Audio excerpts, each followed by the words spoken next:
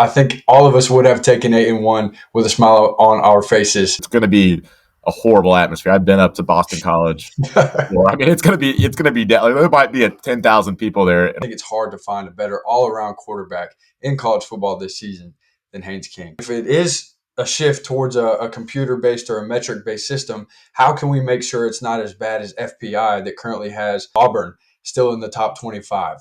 Well, I don't know. Auburn's got a lot of quality losses, so.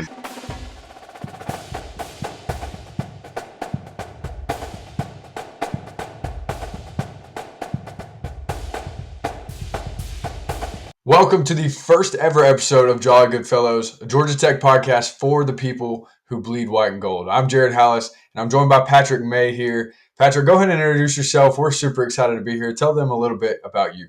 What's up, guys? Well, excited about this podcast. Jared and I, we did this a couple of years ago, a little bit on the Twitter live spaces or whatever it was called. I don't know if that's still a thing. It was good. Had a decent amount of listeners, but, there's not a ton of Georgia Tech content. Especially, people can go listen to, and like other fan bases have podcasts, and, had to sort of take things into our own hands. So we're super excited to talk a lot about Georgia Tech. Obviously got football going on right now, but we'll cover everything when it comes in. But I'm a huge Georgia Tech fan. Been to almost every home game except for 3 or 4 since the last 25 years. And, I'm excited about how the season's going. I mean, what a time to start a podcast, kind of in the run that Tech's having, and hopefully we can keep it going, and then hopefully this can get some traction and, give some Tech fans a little more content during the week, and, maybe make that ease to Saturday a little smoother. Yeah, amen. Yeah, when I was talking about doing this podcast, and I'm thinking about it in my head, I knew that Patrick May was a guy that the show needed to have. Like you said, you've been to every home game since basically 2000. You've got a wealth of knowledge on the program. And then for those who don't know me, similar situation. I'd say Patrick, honestly, is probably more of a super fan than I am, to be honest. But Sometimes. but I've got a very, very, very deep love for the Yellow Jackets in my heart. Always have. And this felt like the next step. I've always wanted to do something like this. I've got some experience in the sports world, whether that's through journalism or broadcasting, covering schools like Georgia Tech, Michigan, Minnesota, Oregon State, things like that. And using those skills, that's a chapter that's been closed, but I wanted to make sure that I could still use those skills in some way, shape, or form. So here we are on the Jolly Good Fellows podcast, and I'm very excited about this. As Patrick mentioned, we did some things on Spaces, but this is something a lot more official for you guys, and I think y'all will really enjoy it. So with all that being said, I think let's just go ahead and get right into it. One thing that you guys should expect from Jolly Good Fellows is bi-weekly posting. Ideally, during the football season, we'll have 2 episodes a week for you guys. One on Monday, kind of recapping the game before. I think if we did it any day past Monday, you guys would already be over it. The previous game is flushed, and we're moved on to the next opponent. So we'll make sure that is out by no later than Mondays. And then on Thursdays, we'll post a preview of the upcoming opponent as well, giving our thoughts and our takes on what to expect in that game. And then during the offseason, I'm kind of excited to see where we go with that. We're definitely going to continue posting at least once a week, and we look forward to bringing a lot of you guys on as guests as well. So be looking forward to that. If that's something you're interested in, shoot me a DM, shoot me a text, email me, whatever you want to do, and we'll see if we can get you guys on. But that's that. Patrick, Georgia Tech is 8-1. It has been a really, really good season so far. I mean, I think all of us would have taken 8-1 with a smile on our faces if someone would have came to us in August and said, "Hey, this is where you're going to be." Patrick, what are your thoughts on how the season has gone to this point? Just give us a rundown of where you think and how you think the Yellow Jackets have done. Yeah, I mean, I've been watching Tech for a long time. I mean, they have been 8-1, I think, once in my lifetime, maybe twice, but it's really gone about as well as I thought it would have. I had pretty high expectations coming into the year, and I think a lot of people did. I mean, I think that you saw all the seniors that Tech had back, and especially having quarterback that's in his 6th year, and then having a veteran offensive line. Mm-hmm. Everybody sort of saw the writing on the wall, but they're still, they're lucky to be 8-1. They've unfortunately or fortunately, they've gotten away with some games that they could have lost, but Sure. That's college football, and I mean, the era of it now is no team is going to be dominant. You're not going to see a 2016, 2015 Alabama anymore. I think that's done, and so people can say what they want about Tech, and hey, maybe they're not that competitive or they're not that good in the ACC. That's not true. It's that's college football today is a different sport than it was in 2019. There's not going to be a 2019 LSU or a 2018 Clemson. Just not the way it works. And I mean, in Georgia Tech has a really good coaching staff. They have a really good offense, and a little bit shaky on defense. But I mean, right now they're 8-1. And look, they pretty much have a clear path to get where they want to go. And I mean, and I think if Tech gets to the playoff this year, that'd be pretty That would be monumental incredible. in year 3 of Brent Key. Yeah, that would be absolutely amazing. Like you said, I think a lot of people saw the writing on the wall, but I would say that it was a lot of Georgia Tech fans that might have knew this was coming. I mean, Vegas sets the win line at 7.5 for this season. I think that was a pretty popular bet for a lot of people. Here we are, going into this week at 8-1. The Jackets have already comfortably hit that number. Only 9 games into the season. Like you said, there's been some up and downs throughout the year, despite having 8 wins and just 1 loss. Things like the Wake Forest game come to mind. The Duke game, obviously, especially the first half of that game, was one that a lot of Georgia Tech fans would like to forget. But I will say, it seems that they're starting to click. It's a weird thing to say that right now after a loss to NC State. And maybe I should say it seems the offense is starting to click. But I think that there's still a lot of potential for this Georgia Tech team. It's interesting to me that the narrative, around college football right now is that the ACC might just be a one-bid team. I've even seen people say that it might be a zero bid league if the G5 can squeak in above the top ACC team. We'll get into all that, but let's focus on Georgia Tech right now. Fresh off a loss to NC State, defense was pretty rough. Patrick, what do you think went wrong there? We'll not spend too much time on this because we're trying to move on to Boston College. But what do Yeah. you think went wrong against NC State? I mean, I guess Brent Key said it in the post game. He's like, hey, we got our ass whooped. And he said that, right as soon as, the post game. And they did. I mean, you looked at pretty much, like their defensive line. I mean, they were really double teaming Jordan Vandenberg every time. And he's probably the one, I'd say NFL caliber starter on our defensive line. They double teamed him. They couldn't get any other push. And, linebackers, I think, I don't want to, say it was really bad. And they were it was just kind of just lined it up and could do what they wanted to. And didn't force any turnovers. If you're going to, give up a bunch of yards like that, you have to get a turnover. And that's probably been an issue really the last 2 years. Tech hasn't been able to get a lot of turnovers on that side of the ball. But, like you said, the offense does look like it's clicking. I mean, Haynes King obviously is one of the best quarterbacks in the country, and he's playing like it. And he had an unbelievable game. I mean, he missed a couple, open passes, and, there was a couple of drops on offense. Yeah. The offense wasn't, you had the ball on the 1 yard line. You got to be able to score. The false starts were a problem. That was a game that's a tough place to play. I've been to NC State. It's loud. It's probably a top 5 atmosphere in the ACC, maybe top 4. Yeah, I'd And, agree with they that. were fired up. It was homecoming. I mean, and Dave Dorian always pulls one out like that. I mean, that's just sort of what he does. Right when they want him to get fired up there, he will usually go beat a ranked team. So he did that.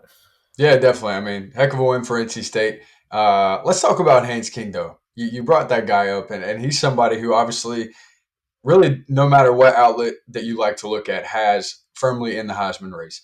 There's a lot of players that have better odds than him at the moment, but as far as stats are concerned, I think it's hard to find a better all-around quarterback in college football this season than Haynes King. I don't have the numbers pulled up. While I pull those up, Patrick, tell me why you think Haynes King is a Heisman contender and why he deserves to be in New York at the end of the year. Yeah, well, I give you a couple of reasons. One, you look at his stats, but you look at 4 years ago where the Georgia Tech football program was. There was an upcoming home game against Boston College that had 31,000 people at it. And in a couple weeks, Tech will have a sold-out game against Pitt, that with probably 9-1. And compared to 4 years ago, right before Haynes transferred in, and I guess that was 2 years after or before he got there, he really did taking his program up from really bad depths, where it was at. He's a winner. He's a leader. Like, the kid's tough. And I think also just the style of play. There's a lot of kids, and they're not, I guess he's an adult, he's a man now, but, he's what, a 6-year senior. Yeah, But 24 years old, I think. yeah, a lot of, players, they don't like contact him. He's just a fun player to watch. You could probably ask any, analyst or college football coach, and they'll say, like, Haynes King is probably one of their favorite players to watch. If he gets Tech to the playoff or, gets a win over Georgia, I think that he at least deserves an invite to New York. especially if he keeps putting up the statistics he has the last 3 games. I mean, it'll be Yeah, really speaking hard. of those statistics, let's take a look at them. 158 completions this season for 1,888 yards, 9 touchdowns, and just 2 interceptions. And if you're a Tech fan, you know that second interception was kind of just a garbage time heave into the end zone a couple weeks ago against NC State. That's a 156.3 rating according to ESPN. And then it's really on the ground where Haynes King separates himself from a lot of these quarterbacks. The passing stats are still very, very good, but obviously there's better quarterbacks who throw the ball more. Better statistically quarterbacks who throw the ball more, that might have more yards, more touchdowns than him. But again, on the ground, 133 carries, 754 yards, 14 touchdowns for Haynes King in this 2025 season. And that is without playing against Gardner Webb. An impressive campaign for this guy so far this year. Like you said, I think he absolutely deserves to be in New York. Obviously, still 3 games left in the season, and it'll be crucial for him to play well in those 3 games. But I mean, had his best game probably of his career last year against Georgia, and I'm sure he's looking to do the same thing again in 2025.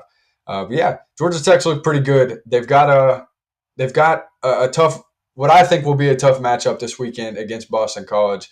A lot of people, will take a look at Boston College's record and see that they've only won one football game and say, well, if this is a close game, then Georgia Tech absolutely does not deserve to move up or be a top 12 team in the rankings, no matter if they win the game.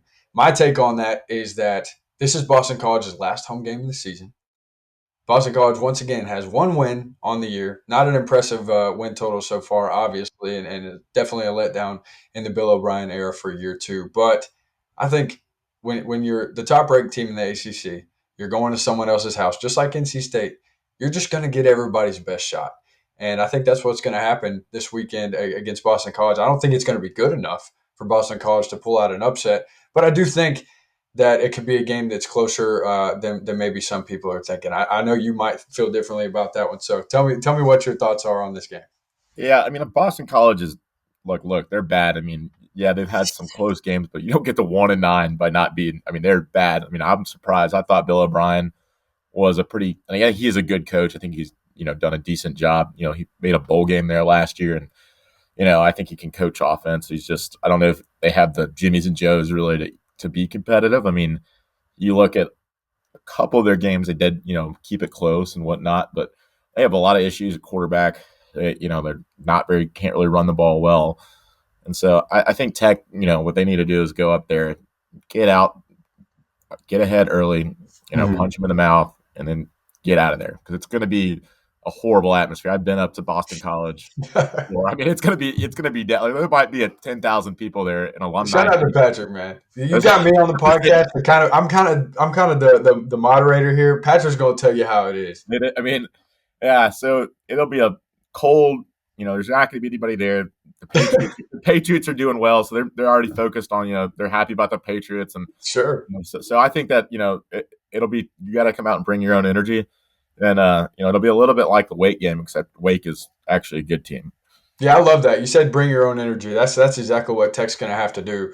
Especially, it kind of reminds me of one of those weird games that they've had, like a Syracuse or really a Virginia on the road in the last many, many years where, like you said, you got to bring your own energy. And it doesn't feel like, at least not to this point. It's hard. Maybe excluding this season, Georgia Tech has been a great team at bringing their own energy. Typically, a team that plays up and then might also play down to their opponents. Obviously, this year you've seen some scenarios, maybe against Virginia Tech.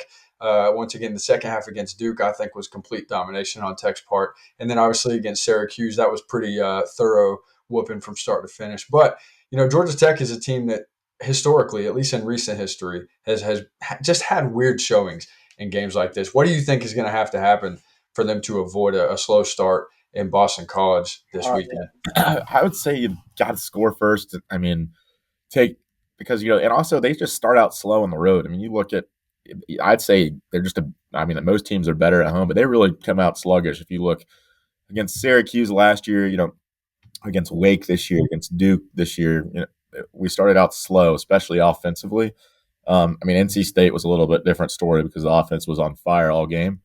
Mm-hmm. But so I think you got to come out, you get up 2 scores, and really kind of, this is also you kind of we Boston College is what you call on probably quit time, quit watch. If you like a tornado watch, hopefully we put them on quit warning when the tornado's actually in the area. They're already quitting. So I think they're on quit watch right now. So if you get up 14-0, then I think that quit warning and then the tornado of quit will come through. That's a pretty funny way to put it. Yeah, I mean, like I said, I don't disagree with what you're saying. This is a game that Georgia Tech absolutely should come in and dominate pretty thoroughly. But what I'm concerned with, and Patrick, I'm curious your thoughts on this too. Again, Boston College has not won a game since week one. Their first one was against Fordham. They scored 66 points. And then against Michigan State, at Michigan State even, they come out, they take them to overtime and lose 42-40. It's just been downhill from there, but they've still had some close games in the meantime. 28 to 24 against Cal, 38 to 23 against UConn, who just proved to be a pretty good team against Duke, I think, last week. 38 to 24 at Louisville. It's a team that's played people close. I mean, it's not someone, and despite 25 to 10 even at Notre Dame, that's Yeah. another one. This is a team that's played people close. I mean, I just don't think that. Again, it's a game that Georgia Tech should win. It's a game that Georgia Tech should win comfortably. But I think the Tech fans and hopefully, Georgia Tech as the team would be silly to take lightly. At this time of year, you've got to make a statement, no matter who you're playing against. And if they don't look at this game that way, then I don't want it to be a 38 to 24 score line like they had against Louisville. I don't want it to be an overgame contest like against Michigan State. If you're Georgia Tech, it's time to prove that you're a top 12 team. If that's what your goals are, which Brent Key has been very, very bluntly clear about, it's time to go put your big boy pants on, go on the road in, like you said, a cold, boring, not loud, not crazy environment. Bring your own energy, score a lot of points. The defense absolutely needs to prove themselves this week. And if they do that, then I agree. I think we could be in a pretty interesting game. But anything else on Boston College? Yeah, no, you kind of hit on it. I mean, like you said, they played close against some teams, and their quarterback is I don't even know who their quarterback was. It Dylan Longren? Yeah, Lonergan. Yeah, Lonergan. It's a name Tech fans will probably be familiar with from his recruitment a couple years ago. But yeah, I think that you go up there, don't turn the ball over, get up a couple of scores, and also you're coming off a bye week, after a game you lost. I think that I'd like to see improved tackling on defense. I want to see, what adjustments they can make to be able to stop the run and maybe force some turnovers. So, I mean, I don't know what Brent Key's record is out of a bye week, but it's really good. And I think that they're going to be really motivated and probably is still a little bit pissed off and a little bit disrespected, probably being ranked, number 17 in the CFP right now at 8-1. I think that's probably may want to prove a point. So I think, yeah, go up there, take care of business, and let's come back 9-1. Yeah, I've definitely had my opinions on Georgia Tech's ranking. Since the loss, it's been pretty disappointing to me to see how the committee is viewing them so far. I mean, it's worth pointing out again. It just doesn't feel like they've watched the game. If you say we got dominated on both sides of the ball, you either shouldn't have a seat at the table, or you're not watching the football games. They're not watching the games. Are you kidding me? Like those people don't. They're not watching any of the game. I mean, it's all just complete based off perception, especially being in the ACC. I mean, I don't even know. Like, it's like you can go. So who could beat the Citadel and then jump a team that beat Ole Miss jumped Oregon, who beat a ranked Iowa team. on the road. Yeah, I don't know. I don't think they watch it. I don't even know who half these people are that are on the selection committee. I mean, honestly, who knows? You're 8-1. What else can you do besides win the games you have to play? Tech's done almost perfect this year. Say what you want about the schedule, but there's too much stock put into things that are not wins and losses. And to me, and what should be important to everybody else is wins. And it doesn't seem like that's being valued as much as it should be on the committee. I'm curious, let's talk about that for a second. What do you think could happen? What do you think should happen as far as the playoff committee goes to eliminate that bias, eliminate the weirdness that we see, like we saw this week? And listen, I don't want to be too hard on them. It's only been a week, but if it ends up, we see it in the AP poll every week, like you just said. Ole Miss jumping Oregon after beating the Citadel when Oregon went on the road to beat Iowa. How does this happen? And if it is a shift towards a computer-based or a metric-based system, how can we make sure it's not as bad as FPI that currently has, 6 or 7, I don't remember which one, lost Auburn, still in the top 25? How do we make sure it's not a bad metric system like that one? Well, I don't know. Auburn's got a lot of quality losses, so That's a great point. they do have a lot of. I didn't even realize. I forgot they have a lot of quality losses. Looking at their schedule, and then yeah, I think Penn State's still in the top 25 on the FPI, 3-6 there. I don't know. I think that you have to have a human element to it, and then you also have people put those, 5, 10, 12. I don't know how many people on the committee. Put them in a room, put all the games on, and make them watch the game, and then make sure that there's a live feed so I can go check and make sure they're actually watching. Sure. That would be pretty dang funny. Yeah, I mean, and also, what they should do, instead of having, listen to some, talking head on ESPN, they should have it filmed, the discussion in the playoff committee, so there's transparency. I want to hear the discussions. I want to be like them in the meeting room. Let us be on that Zoom call. Let people watch it, and then put that on ESPN for 2 hours. People would watch that way more, and it actually is meaningful, and you get a little bit of transparency. Yeah, if the goal is ratings, which it absolutely seems to be, then having something like that broadcasted to the world would be just an unbelievable thing to see. I would personally love that. It's kind of like, what the ACC's been doing this year with the replays.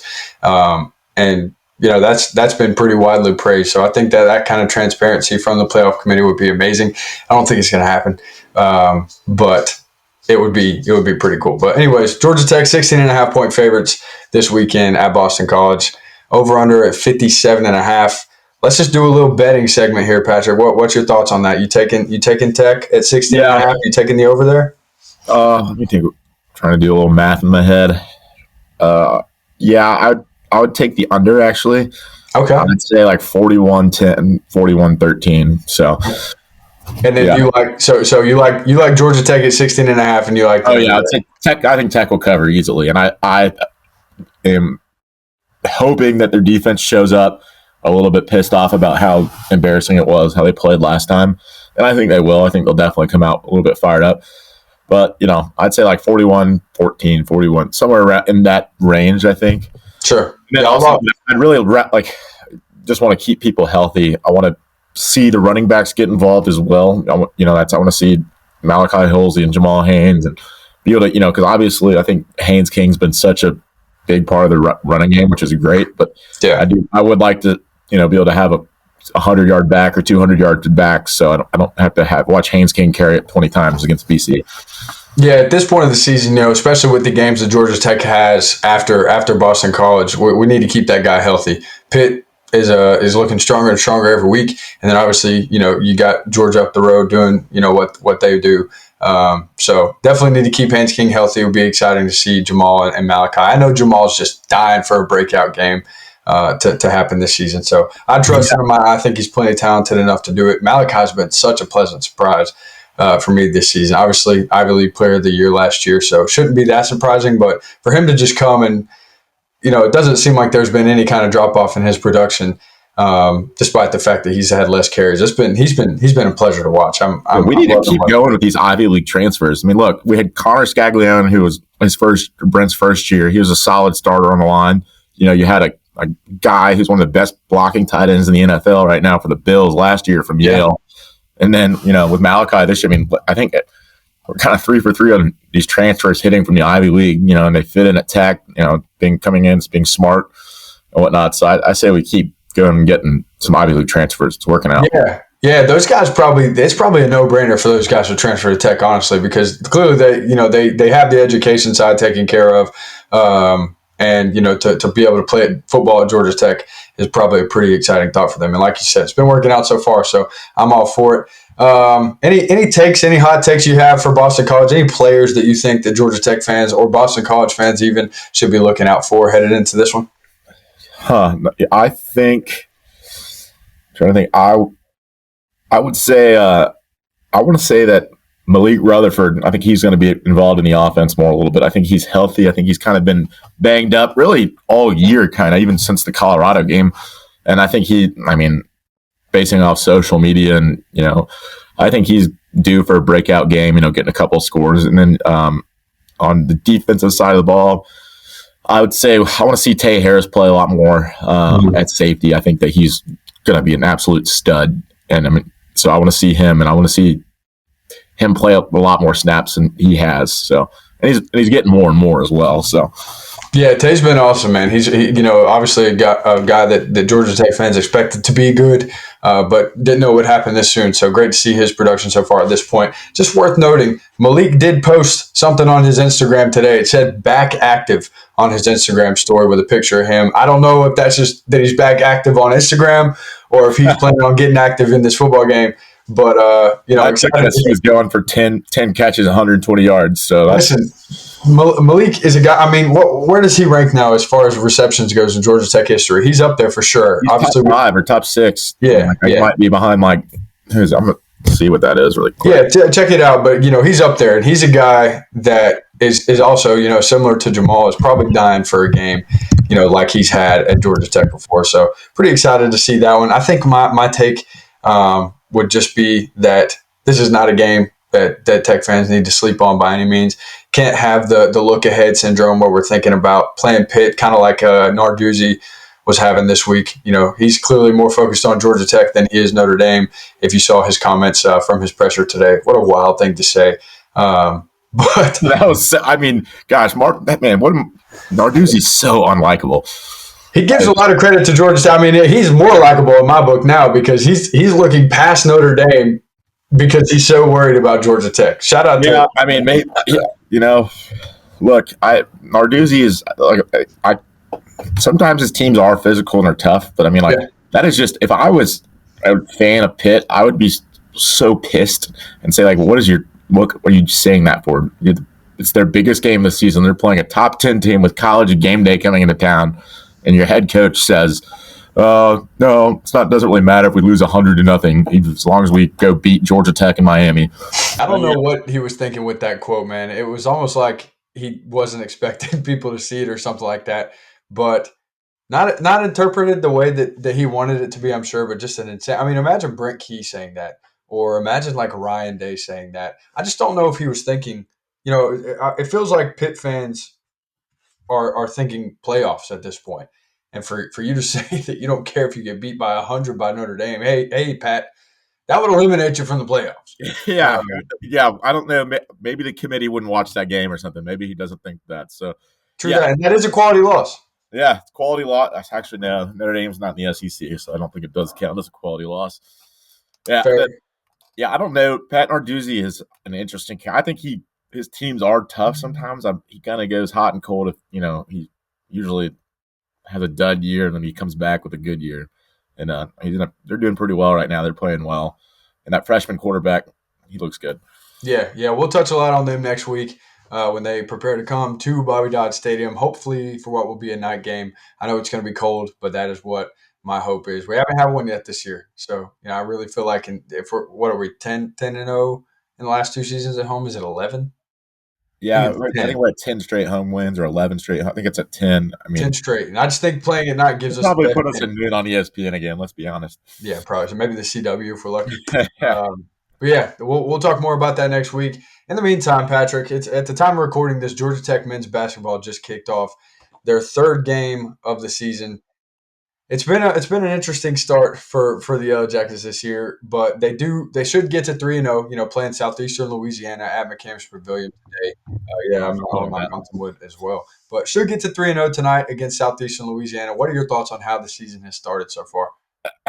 Man, I was kind of excited, but I mean that first game they looked pretty dreadful. But their front court is really good. I mean, with Bayandongo and Mo Silla, I think it's really good front court in the ACC.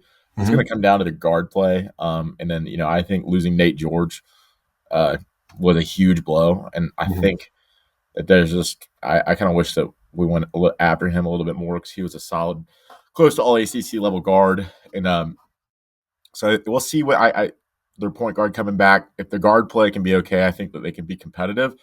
It's a big week for them. They play the team in Athens on Friday, and I'll be heading up to that. See how they go. I mean, and Georgia looks pretty solid in basketball, but I think we'll find out a lot more about them this week. I mean, see how they match up against Georgia, a team that's solid. I think that you got to look.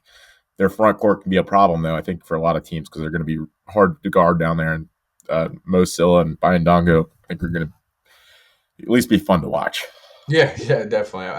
If there was a good way to describe last year's team for Damon Stoudemire, it was probably that fun to watch. There's just a lot of guys with a lot of heart on the team. As you mentioned, a few guys lost to the transfer portal, brought in some more guys too. I think Kai Fleming's been a pretty exciting prospect so Yeah, far get for Georgia on Tech. Yeah, Friday. so between him and Silla, the future could be bright, but they've got to play better than they did against Maryland Eastern Shore, and Bryant, good bounce back. We'll look to see more of that again tonight against Southeastern Louisiana. But yeah, we're not going to go too far into depth on college basketball and Georgia Tech basketball really, and probably until the season ends. We'll probably have a segment for it each episode, but obviously it won't be the center point of the episode until Georgia Tech football is done playing.